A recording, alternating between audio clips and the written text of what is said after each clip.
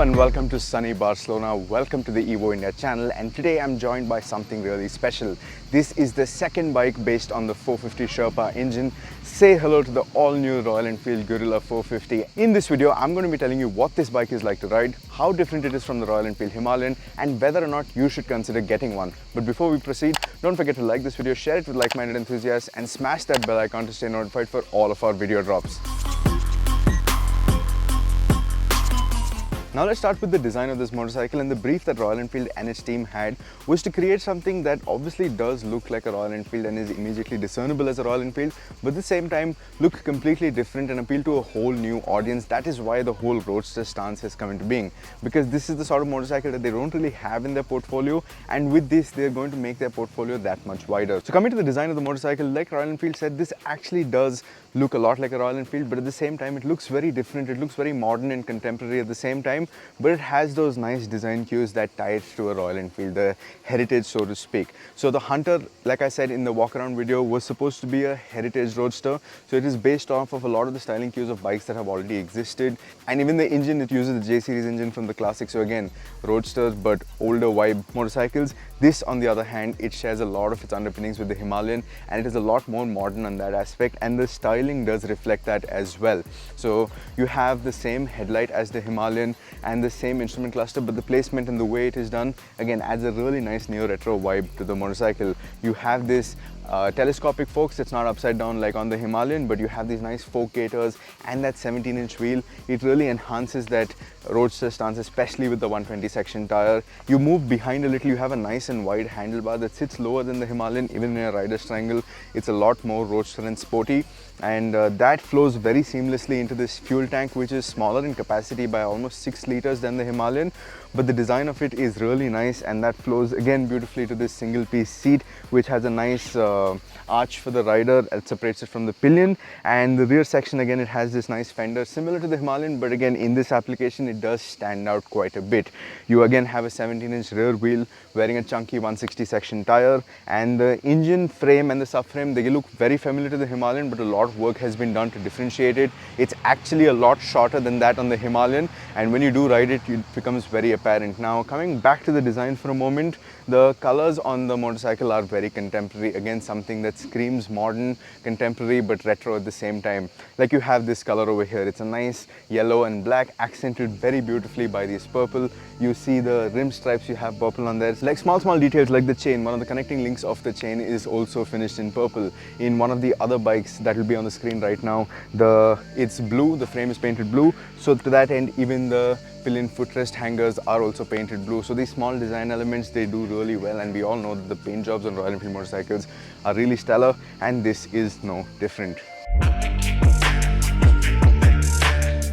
Now let's talk about the engine. Now the 450 Sherpa, it really did blow us away when we rode it on the Himalayan, and what Royal Enfield claims to have done with this is essentially plonk the same engine but give a very different character and a very different feeling when you're riding the motorcycle, and to that end I feel like they have done a great job of doing that. So the engine and its internals are essentially the same. What is different though is the final drive, which is the rear sprocket, has gone down 2 teeth from 47 to 45, and you also have a different tune for the ride-by-wire system. So what Royal Enfield has done is try and make it a little more aggressive, just a little more sporty, and that is very apparent when you set off. It feels like it has lost a bit in the low end as against the Himalayan. You need to give it just a little more gas while setting off and things like that, but on the other side of the spectrum, as soon as you cross 3,500-4,000 RPM, there's a nice surge of power, and that surge carries on all the way up to close to the red line. So in terms of the performance, this does feel very similar but also very different to the Himalayan, and I feel like this engine is a great choice for this motorcycle, especially because it's a modern liquid cooled higher revving engine.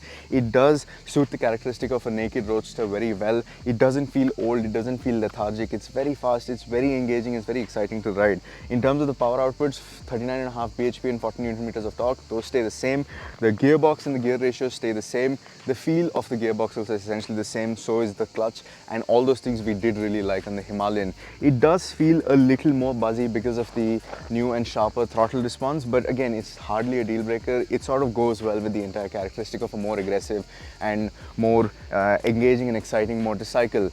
Now, in terms of efficiency, Royal Enfield does say that because of the changing of the final drive and also the new map, which sort of makes the bike sit at a few hundred RPM less than the Royal Enfield Himalayan, it does run a little more efficient by a kilometer per litre or two. I'm not too sure of the exact figure, but that's bound to happen because it has also lost a lot of weight in the process. So on the engine front, while it does feel very familiar to the Himalayan, I feel like Royal Enfield have done a great job of giving it a character and a personality of its own, and it is one that is very well suited for a motorcycle like this.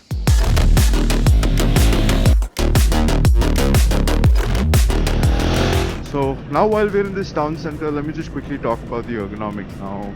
Essentially, like I've said before, this is based on the Himalayan in a sense that it's using the same engine, largely the same chassis setup. The main frame and the subframe are largely the same, but there is a slight difference in the geometry. The steering geometry is different. Even the main frame, it has been reduced in length. The rear section of the bike has also been reduced in length. That's what enables the shorter wheelbase. In terms of your seating position, I'm sat at 780 mm. This is the stock seat. You can get an aftermarket seat to raise the seat height to around 805 mm, so that is good if you're a taller rider. But as it stands, rather as I sit and ride, the seating position is quite nice. It's very roadster-like. Your foot pegs are higher and further behind than compared to the Himalayan, and your handlebar is lower as well. So 7mm is what Royal Enfield is telling us, but on the larger, grander scheme of things, if you put the bike side by side, the difference is around 30mm. So there is that. As you can see, it's nice and wide, and it gives you more than enough leverage on the bike. And yeah, so overall I think the ergonomic setup is spot on for the sort of bike this is, and especially even on the twisties, you're not too committed, so it's not going to be a problem for longer journeys, but it's also not too far forward or too relaxed that it's really going to get in the way of some high-speed cornering, right? Cornering clearance is also quite good, and you are carrying quite a bit of lean before you actually start to ground the foot peg, so that is quite nice. I'm quite enjoying riding this bike in this sunny Spain, in nice twisties of Spain, in Barcelona, and yeah, this bike is really growing on me. Now, coming to the ride quality of this motorcycle, that is not something I can really comment on just yet because we have been riding on the pristine roads that Barcelona has.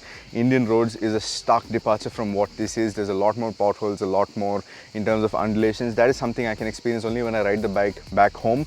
But the initial impressions are solid, especially for the riding hard part of things. This does a good job of keeping you corseted and having a good time in general.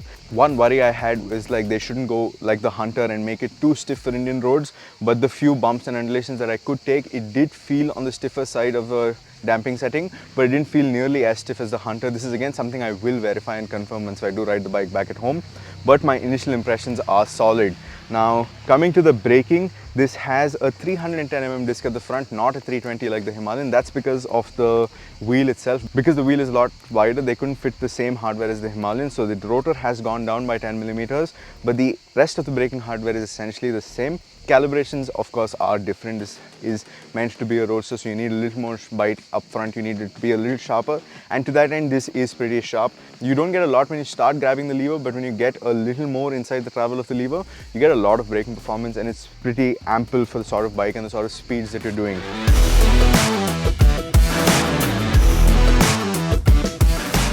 Now, talking about the handling of this motorcycle, Royal Enfield says they've done a lot to strike a good balance between making something that is accessible for beginner riders, but at the same time, something that will keep experienced riders entertained as well. And riding this bike in the twisties sort of proves just that. It's very friendly, it's very easy, it's not doing anything unpredictable and twitchy, but at the same time, should you choose to, you can actually push the bike quite a bit, and that's quite nice. It has a very forgiving nature. You can make mid-corner corrections, and the suspension setup for where we are riding right now, for the sort of roads we are riding on, as you can see, it's pristine roads, is quite nice. I'm quite enjoying this motorcycle. The steering geometry is completely different than the Royal Enfield Himalayan.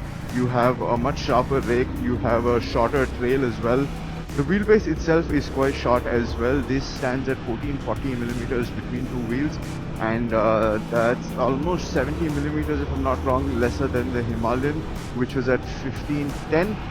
The numbers will be on your screen right now for a better reference, but yeah, so this does change direction quite easily. It doesn't feel very long.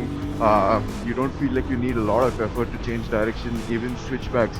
If you're changing direction from left to right rather rapidly, the bike responds very well, and at no point do you feel like you're lugging around a massive behemoth. And this all is also aided by the fact that it weighs significantly lesser than the Himalayan. The curb weight of this bike with 90% of fuel and all of the fluid stands at 185 kilograms. So that is a significant improvement, which makes the engine also feel that much livelier. And that's not the only reason why. So the Boffins at Royal Enfield have done a very good job with the tune of this motorcycle as well, the tune of the engine.